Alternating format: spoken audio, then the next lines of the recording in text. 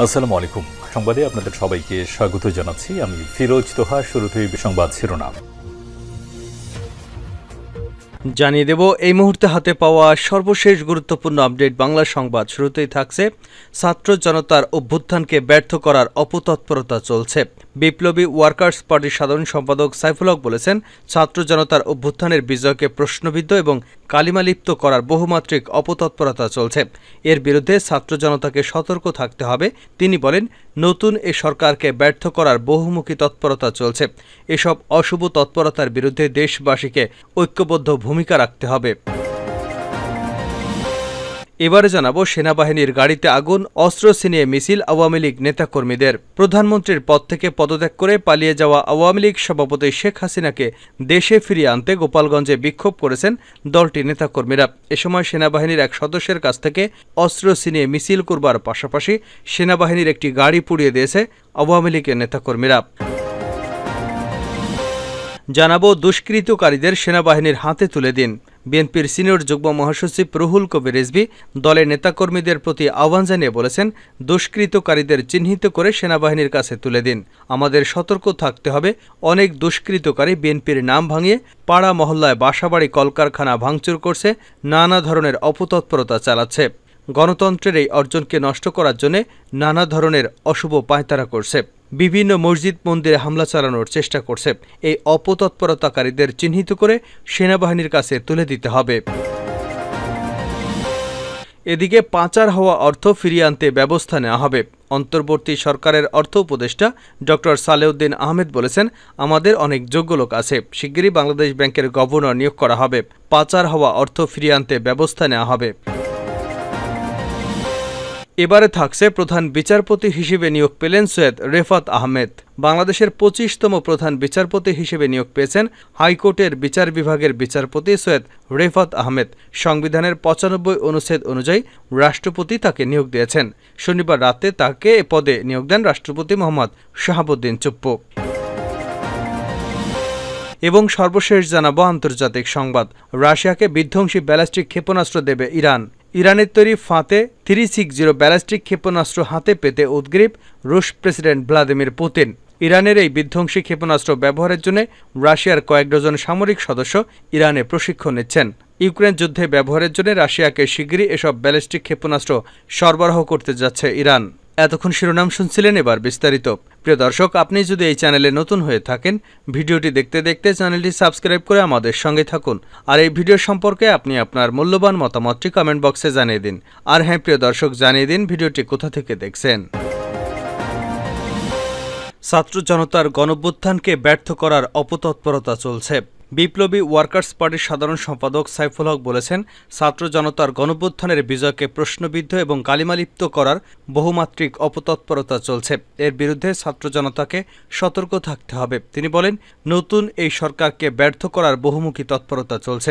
এসব অশুভ তৎপরতার বিরুদ্ধে দেশবাসীকে ঐক্যবদ্ধ ভূমিকা রাখতে হবে।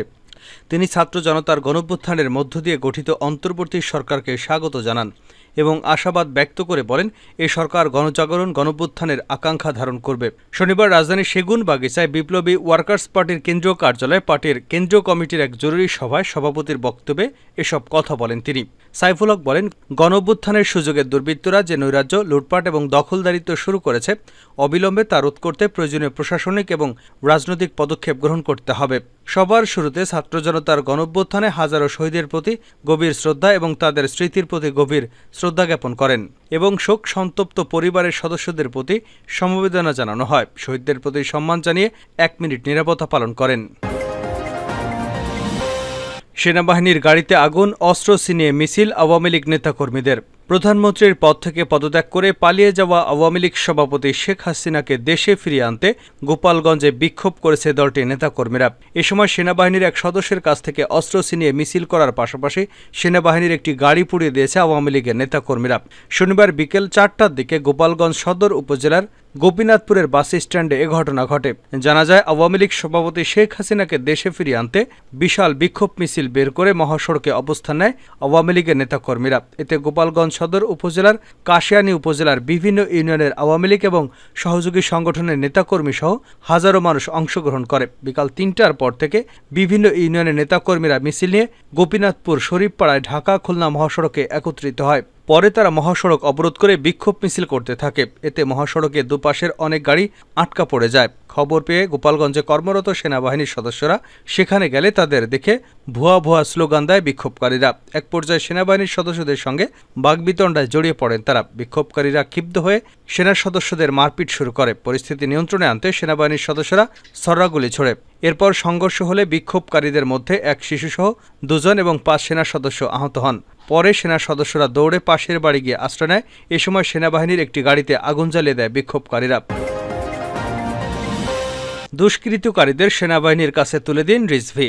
বিএনপির সিনিয়র যুগ্ম মহাসচিব রুহুল কবির রিজভী দলের নেতাকর্মীদের প্রতি আহ্বান জানিয়ে বলেছেন, দুষ্কৃতকারীদের চিহ্নিত করে সেনাবাহিনীর কাছে তুলে দিন।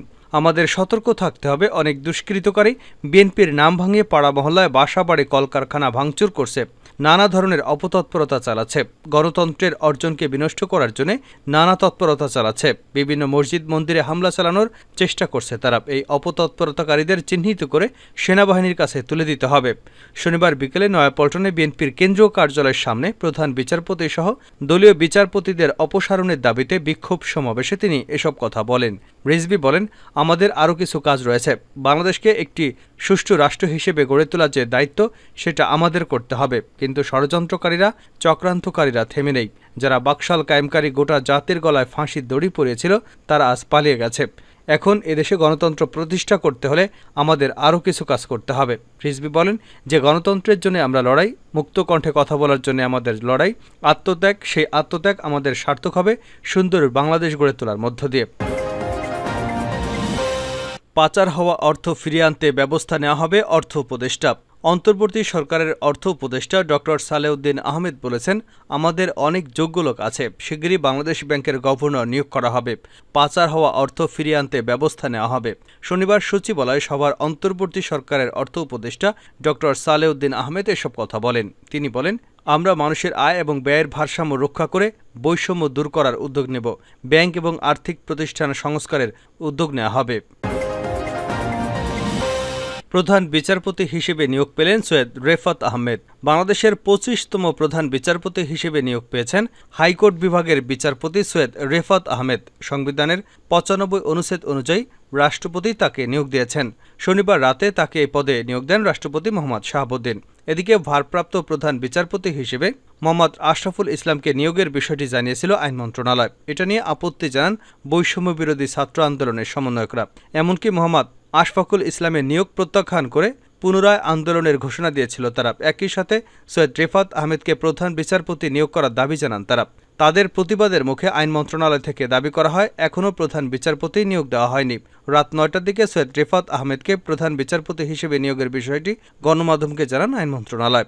এর আগে ছাত্র আন্দোলনের জেরে পদত্যাগ করে প্রধান বিচারপতি উবাইদুল হাসান সহ 6 বিচারপতি শনিবার রাতে আইন মন্ত্রণালয়ে তারা পদত্যাগপত্র পাঠান। এরপরই প্রধান বিচারপতির বিষয়ে প্রজ্ঞাপন জারি করেছে আইন মন্ত্রণালয়। প্রজ্ঞাপনে বলা হয়, সংবিধানের 95 1 অনুচ্ছেদে দেওয়া ক্ষমতা বলে রাষ্ট্রপতি মোহাম্মদ শাহাবুদ্দিন হাইকোর্টের বিচারপতি সৈয়দ রেফাত আহমেদকে বাংলাদেশের প্রধান বিচারপতি হিসেবে নিয়োগ দিয়েছেন। এ নিয়োগ শপথের তারিখ থেকে কার্যকর করা হবে। প্রধান বিচারপতি ছাড়া অন্য 5 বিচারপতি হলেন এম এনায়েতুর রহিম, আবু জাফর সিদ্দিকী, জাহাঙ্গীর হোসেন, মোহাম্মদ শাহিনুর ইসলাম এবং কাশেফা হোসেন। উল্লেখ্য, নিয়ম অনুযায়ী আইন উপদেষ্টা পদত্যাগপত্রগুলো প্রধান উপদেষ্টার মাধ্যমে রাষ্ট্রপতির কাছে পাঠাবেন। রাশিয়াকে বিধ্বংসী ব্যালিস্টিক ক্ষেপণাস্ত্র দেবে ইরান। ইরানের তৈরি ফাতে 360 ব্যালিস্টিক ক্ষেপণাস্ত্র হাতে পেতে উদ্গ্রীব রুশ প্রেসিডেন্ট ভ্লাদিমির পুতিন। ইরানের এই বিধ্বংসী ক্ষেপণাস্ত্র ব্যবহারের জন্য রাশিয়ার কয়েক ডজন সামরিক সদস্য ইরানে প্রশিক্ষণ নিচ্ছে। ইউক্রেনের যুদ্ধে ব্যবহারের জন্য রাশিয়াকে শিগগিরই এসব ব্যালিস্টিক ক্ষেপণাস্ত্র সরবরাহ করতে যাচ্ছে ইরান। ইরান অতি সত্বর তাদের ফাতে ৩৬০ ব্যালিস্টিক ক্ষেপণাস্ত্র মস্কোকে সরবরাহ করতে যাচ্ছে। ইউরোপের দুটি গোয়েন্দা সূত্র সংবাদ মাধ্যম রয়টার্সকে তথ্য জানিয়েছে। নাম প্রকাশ না করার সূত্র জানায়, রাশিয়ার প্রতিরক্ষা মন্ত্রণালয়ের প্রতিনিধিরা গত ১৩ই ডিসেম্বর ইরানের কর্মকর্তাদের সঙ্গে তেহরানে একটি চুক্তি সই করেছে বলে মনে করা হচ্ছে। এর অধীনে এসব অস্ত্র সরবরাহ করা হবে, যা ইরানের নিজস্ব প্রযুক্তিতে তৈরি। সূত্র জানিয়েছে, ফাতে ৩৬০ ক্ষেপণাস্ত্রের পরিচালনা শিখতে রাশিয়ার সামরিক বাহিনীর সদস্যরা ইরানে গেছে। ১২০ কিলোমিটার দূরত্বে আঘাত হানতে সক্ষম ১৫০ কেজির ওয়ারহেড বহন করতে পারে। রুশ সেনাদের প্রশিক্ষণ শেষে এ ক্ষেপণাস্ত্র সরবরাহ করা হতে পারে। মস্কো নিজস্ব ক্ষেপণাস্ত্রের ভান্ডার রয়েছে, তবে বহরে ফাতে ৩৬০ যুক্ত হলে ইউক্রেনে হামলা জোরদার করতে পারবে তারা। মার্কিন ন্যাশনাল সিকিউরিটি কাউন্সিলের একজন মুখপাত্র বলেন, ইরান যদি এ ধরনের হস্তান্তর নিয়ে এগিয়ে যায় তাহলে দ্রুত এবং কঠোর পদক্ষেপ নিতে যুক্তরাষ্ট্র ও তার ন্যাটো মিত্ররা এবং G7 অংশীদাররা প্রস্তুত। মুখপাত্র বলেন, ইউক্রেন যুদ্ধে রাশিয়াকে ইরানের সমর্থনের কারণে উত্তেজনা নাটকীয়ভাবে বাড়বে। ইউক্রেনে হামলা শুরু হওয়ার পর থেকে মস্কো তেহরানের মধ্যে সম্পর্ক নজিরবিহীনভাবে বাড়ছে। এতে প্রায় উদ্বেগ প্রকাশ করছে যুক্তরাষ্ট্র।